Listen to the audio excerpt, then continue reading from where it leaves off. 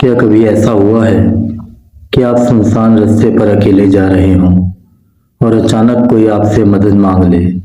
آپ رک جائیں صرف ایک لمحے کی ہمدردی میں، لیکن پھر وہی ایک لمحہ آپ کی پوری زندگی بدل دے۔ ایسی بدل دے کہ آپ جب بھی اپنی آنکھیں بند کریں وہ چیز آپ کو اپنے بہت قریب محسوس ہو، اتنی قریب کہ اس کی سانسیں آپ کے کانوں کو چھو رہی ہوں، اور آپ جانتے ہوں وہ انسان نہیں ہے لیکن آپ کچھ نہیں کر سکتے، بے بس ہو کر اس کے ساتھ جینے پر مجبور ہو جاتے ہیں۔ آج آپ سننے جا رہے ہیں ایک ایسی کہانی، ایک ایسا واقعہ جس کے بعد ایک انسان کی زندگی ہمیشہ کے لیے بدل گئی۔ آپ سے گزارش ہے، کہانی سننے سے پہلے اپنے روم کی لائٹ ضرور آف کر لیں اور آنکھیں بند کر لیں، ہر لفظ کو محسوس کریں، کیونکہ یہ کہانی صرف سنی نہیں جاتی، محسوس کی جاتی ہے۔ اپنے اوپر دعاؤں کو حصار کر لیجئے، کیونکہ کہا جاتا ہے جب ان مخلوقات کا ذکر ہوتا ہے تو وہ اور قریب آ جاتی ہیں، خاموشی سے سننے لگتی ہیں کہ ہمارے بارے میں کیا کہا جا رہا ہے۔ تو احتیاط کیجئے، کیونکہ ممکن ہے اس وقت کوئی آپ کے بہت قریب کھڑا ہو اور آپ کو خبر بھی نہ ہو۔ اب آہستہ آہستہ چلتے ہیں ہم آج کی کہانی کی طرف۔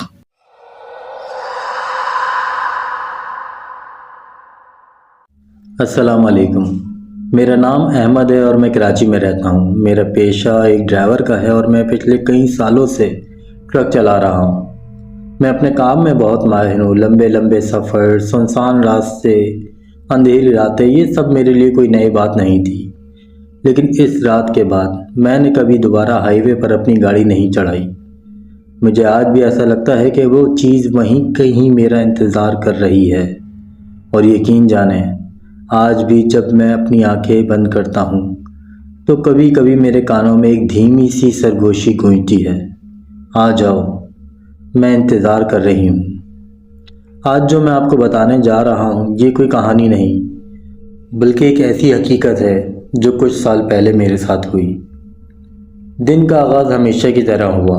میں صبح اٹھا، ناشتہ کیا، اپنے بچوں کو پیار کیا، انہیں کچھ پیسے دیے اور اپنی بیوی کو خدا حافظ کہہ کر گھر سے نکل گیا۔ سب کچھ معمول کے مطابق تھا، بالکل عام۔ پچھلی رات مجھے ایک نجی کمپنی کے مینیجر کا فون آیا تھا۔ اس نے کہا کچھ سامان لاہور اور اسلام آباد پہنچانا ہے۔ میں اس کی کمپنی کے ساتھ کافی سالوں سے کام کر رہا ہوں، اس لیے یہ میرے لیے کوئی نئی بات نہیں تھی۔ میں گھر سے نکلا، اپنا ٹرک اسٹارٹ کیا۔ موسم بڑا خوشگوار تھا، ہلکی ہلکی ہوا چہرے سے ٹکرا رہی تھی، سورج کی نرم کرنیں سڑک پر پھیل رہی تھیں۔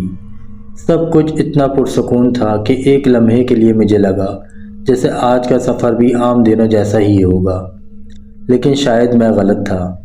کچھ ہی دیر بعد میں کمپنی پہنچ گیا، مینیجر سے ملا۔ اس نے کہا کہ سامان لوڈ ہو رہا ہے، تھوڑا انتظار کرنا ہوگا۔ مجھے معلوم تھا کہ یہاں کم از کم 3 سے 4 گھنٹے لگ جائیں گے۔ میں کمپنی کی کینٹین میں جا کر بیٹھ گیا، اپنا موبائل نکال کر اپنا وقت گزارنے لگا۔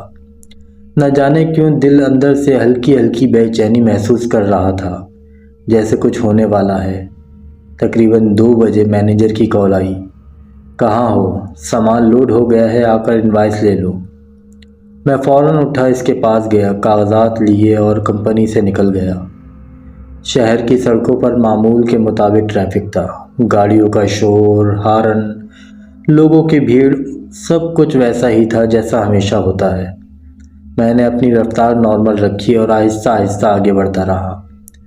تقریباً 5 بجے کے قریب میں نے کراچی ٹول پلازا کراس کر لیا۔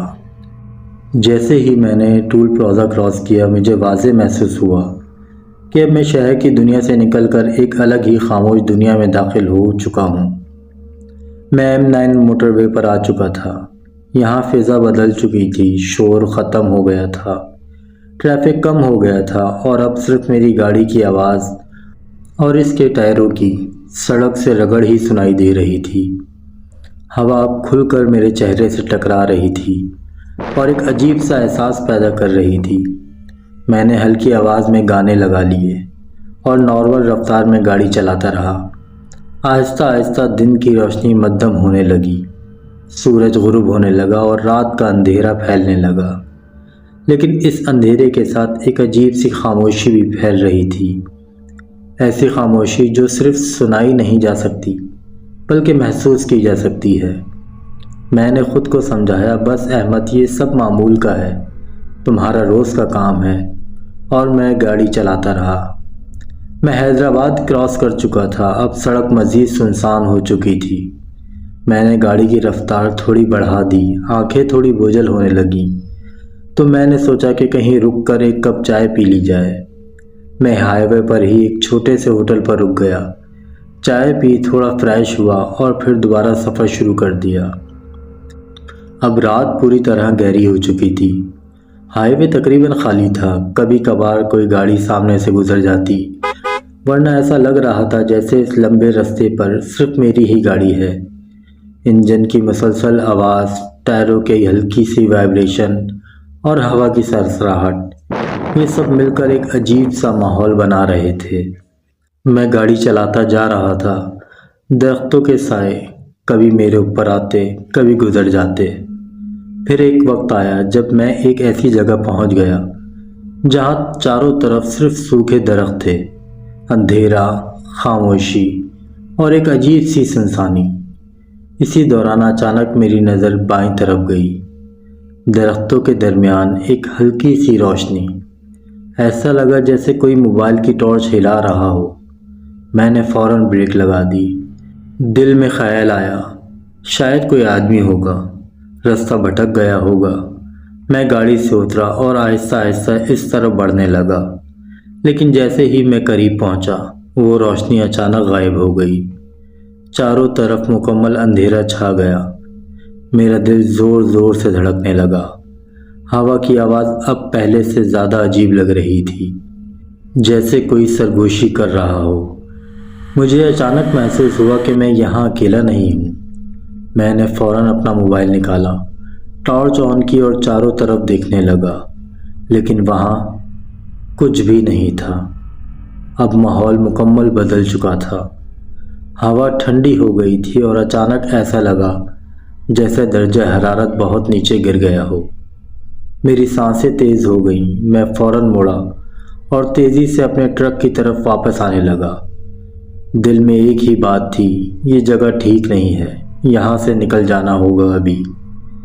میں جلدی سے اپنے ٹرک میں بیٹھا، انجن اسٹارٹ کیا، ہیڈ لائٹس آن کی، اور جیسے ہی میں نے گاڑی بڑھانے کی سوچی، اچانک مجھے ایک آواز سنائی دی، بہت ہلکی لیکن بالکل واضح، جیسے کوئی چھوٹا بچہ آہستہ آہستہ رو رہا ہو۔ میرا جسم سن ہو گیا، میں نے فوراً انجن بند کیا اور سانس روک کر سننے لگا۔ آواز اب بھی آ رہی تھی۔ میں نے چاروں طرف دیکھا، لیکن ہر طرف صرف اندھیرا تھا۔ اب میرا خوف کئی گنا بڑھ چکا تھا۔ میں نے دل میں فیصلہ کیا، اب چاہے کچھ بھی ہو جائے میں یہاں نہیں رکوں گا۔ میں نے دوبارہ گاڑی اسٹارٹ کرنے کی کوشش کی، لیکن ٹرک اسٹارٹ نہیں ہو رہا تھا۔ میں نے بار بار کوشش کی، ہر طریقہ آزمایا، لیکن ایسا لگ رہا تھا جیسے کسی نے گاڑی کو روک رکھا ہو، جیسے کوئی کہہ رہا ہو، نہیں، ابھی نہیں۔ اب میرے ہاتھ کانپ رہے تھے۔ آخر کار تھک ہار کر میں نے فیصلہ کیا کہ کچھ دیر یہیں بیٹھ جاتا ہوں۔ میں نے دروازے بند کیے، ٹرک کو لاک کیا اور اندر ہی بیٹھ گیا۔ چند لمحے گزرے ہی تھے، مجھے ایسا محسوس ہوا کہ ٹرک کے پچھلے حصے میں کوئی موجود ہے، ہلکی ہلکی آواز جیسے کچھ حرکت کر رہی ہو۔ لیکن مجھے اچھی طرح یاد ہے جب سامان رکھا تھا میں نے خود چیک کیا تھا، وہاں صرف سامان تھا اور کچھ نہیں۔ میرا دل اب تیزی سے دھڑکنے لگا اور میں خاموشی سے بیٹھا رہا، صرف دعائیں پڑھنے لگا۔ تھوڑی دیر تک میں بس اسٹیئرنگ پکڑے خاموشی سے بیٹھا رہا۔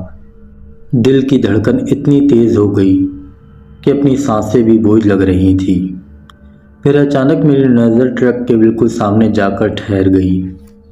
ایسا محسوس ہوا جیسے کوئی سایہ آہستہ آہستہ اندھیرے کو چیرتا ہوا میری طرف آ رہا ہو۔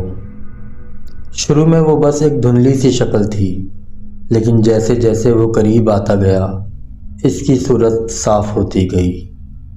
چند ہی لمحوں میں وہ ایک عورت کی شکل اختیار کر گیا۔ سفید لباس جو جگہ جگہ سے پھٹا ہوا تھا اور اس پر گہری گہری خون کے نشان۔ میرا گلا خشک ہو گیا۔ میں بس اسے دیکھتا ہی رہ گیا۔ جب وہ بالکل قریب آئی تو مجھے صاف نظر آیا کہ اس کی گود میں ایک چھوٹا سا بچہ تھا، بمشکل 1 سے 1.5 سال کا۔ میرے دل میں خوف بڑھتا جا رہا تھا، لیکن اس وقت دماغ نے یہی کہا، شاید مجبور ہوگی۔ میں نے آہستہ سے ٹرک کا دروازہ کھولا۔ وہ عورت بہت دھیمی آواز میں بولی، میری گاڑی کا حادثہ ہو گیا ہے، مجھے آگے چھوڑ دیں۔ اس کی آواز میں ایک عجیب سی ٹھنڈک تھی، جیسے وہ کسی زندہ انسان کی آواز نہ ہو۔ پھر بھی میں نے اسے ٹرک میں بٹھا لیا اور دوبارہ سفر شروع کر دیا۔ وہ میرے ساتھ والی سیٹ پر بیٹھی تھی، لیکن اس کا چہرہ دوسری طرف تھا۔ میں نے زیادہ توجہ نہیں دی، بس گاڑی چلانے میں مصروف رہا۔ مگر کچھ ہی دیر بعد مجھے محسوس ہونے لگا کہ سڑک کا ماحول بدل رہا ہے۔ ایسا لگ رہا تھا جیسے سڑک پر ہلکی ہلکی دھند پھیل رہی ہو۔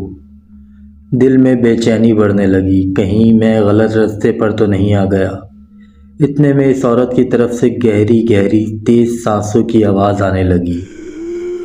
وہ آواز اتنی خوفناک تھی کہ میرا جسم سن ہو گیا۔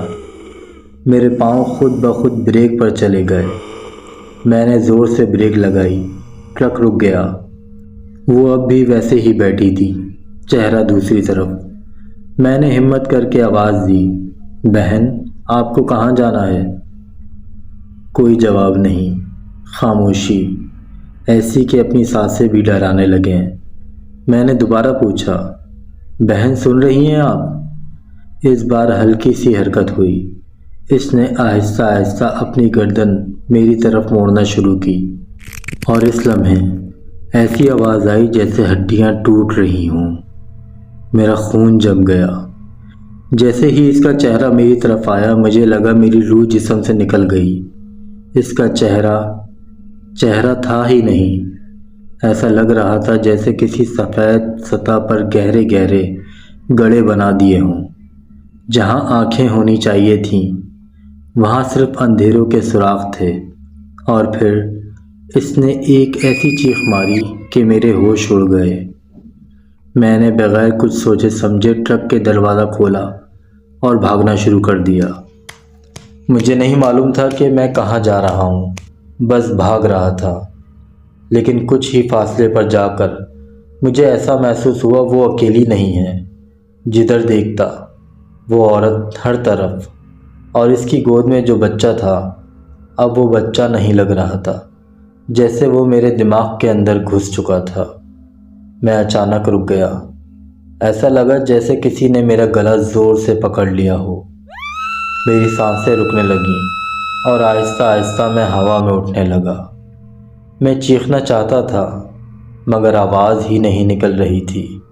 میرے ارد گرد اندھیرا تھا، لیکن اس اندھیرے میں ایک عجیب سی زندگی تھی، جیسے پوری جگہ جاگ چکی ہو۔ ہر طرف سے آوازیں، سرگوشیاں، چیخیں۔ اس لمحے مجھے یقین ہو گیا تھا میں مر چکا ہوں۔ پھر اچانک میں زور سے زمین پر آ گرا۔ میری ناک اور کانوں سے خون بہہ رہا تھا۔ آنکھوں کے سامنے صرف سرخ رنگ تھا، چاروں طرف اندھیرا، اور اس اندھیرے میں صرف میری دھڑکن۔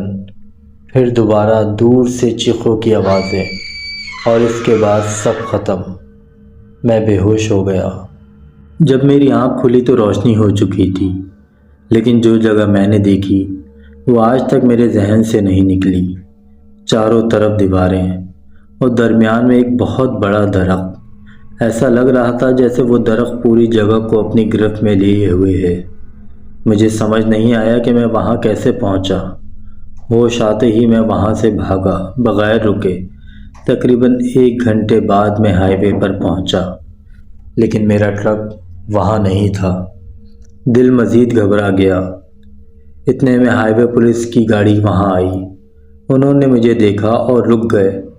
میں نے انہیں سب کچھ بتایا۔ وہ میری بات سن کر حیران ہو گئے۔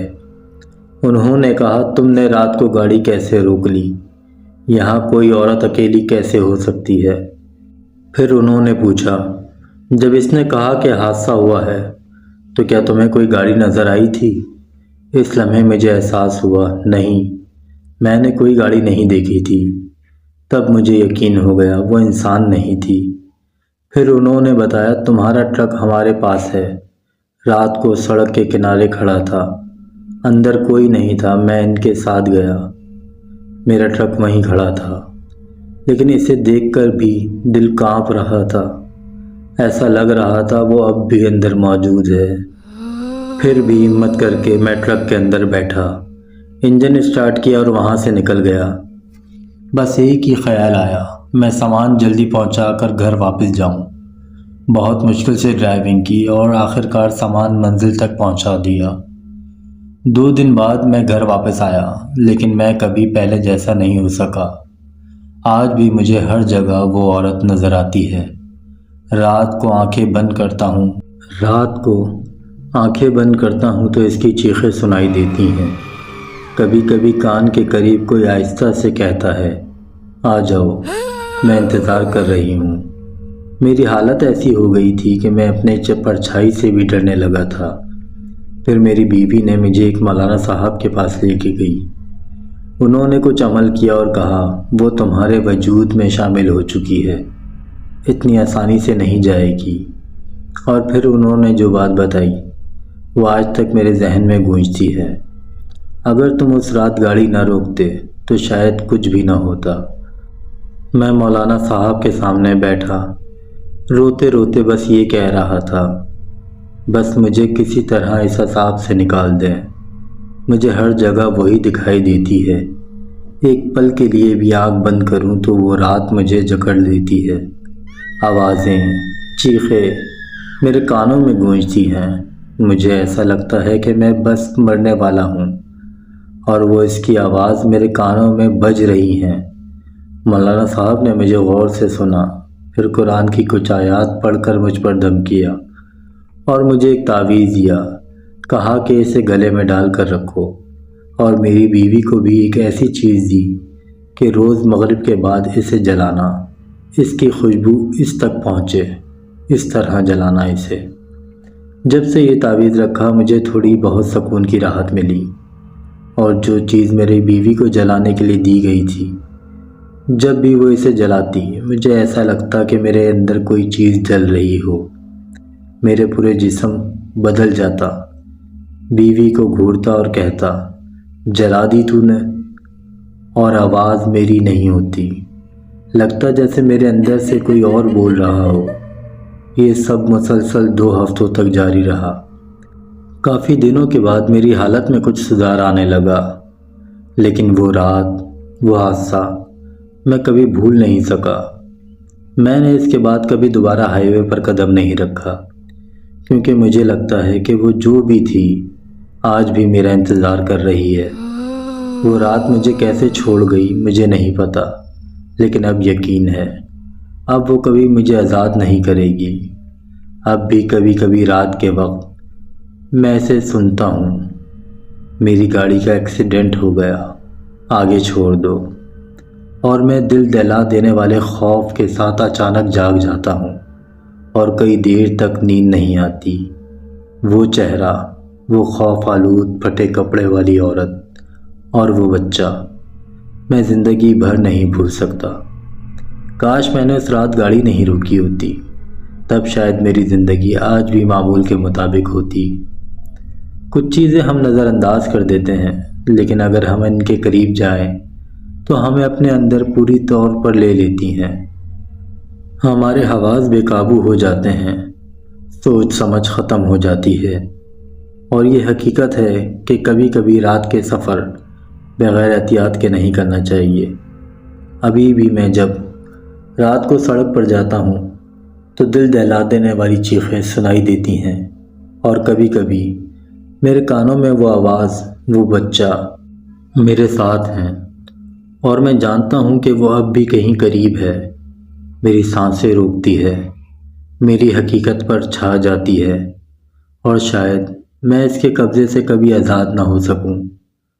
ایک رات میں نے آنکھیں بند کی، بس ایک پل کے لیے، اور جب میں نے اپنی آنکھیں کھولی، میں اپنے کمرے میں تھا، لیکن میری بیوی وہاں نہیں تھی۔ کمرے کے بیچ میں وہ سفید کپڑوں والی عورت بیٹھی تھی، گود میں بچہ، اور میرے لیے ہنس رہی تھی۔